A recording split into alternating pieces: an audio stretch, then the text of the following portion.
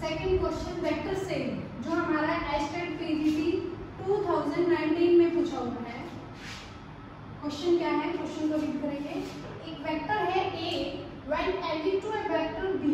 आपको गिवन क्या है, एक B वेक्टर गिवन है और जब किसके इक्वल है B vector 3i cap plus 4j cap के इक्वल है।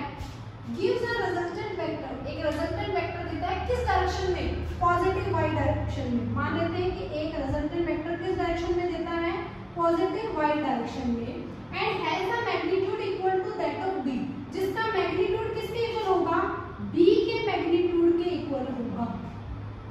तो हमें क्या निकालना है, the magnitude of vector A vector निकालना है। तो क्वेश्चन को समझते हैं तो हमें क्या पता चलता है कि जब A प्लस B वेक्टर करते हैं हम, तो हमें क्या मिलता है, C वेक्टर मिलता है।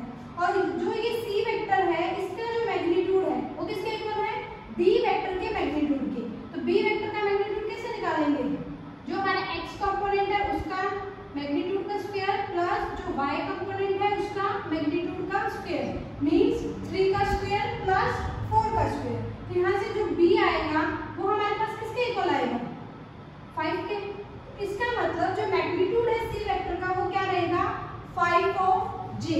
अगर मैं यहाँ से A वेक्टर निकालूं, A वेक्टर क्या बनेगा, C vector minus of B vector. तो C वेक्टर में हमारे पास क्या है, 5 of J minus of 3i minus of 4j। तो यहाँ आपके पास क्या बना, ये A vector that is minus of 3i plus of j। ये आपके पास क्या बना है, A वेक्टर। लेकिन हमसे वेक्टर नहीं पूछा, हमसे क्या पूछा है, वेक्टर का मैग्नीट्यूड। तो मैग्नीट्यूड कैसे निकालो, A वेक्टर का मैग्नीट्यूड निकालने के लिए हमारे पास क्या होगा, x कंपोनेंट का स्क्वायर, जो x कंपोनेंट है वो क्या होगा, -3 उसका स्क्वायर प्लस 1 का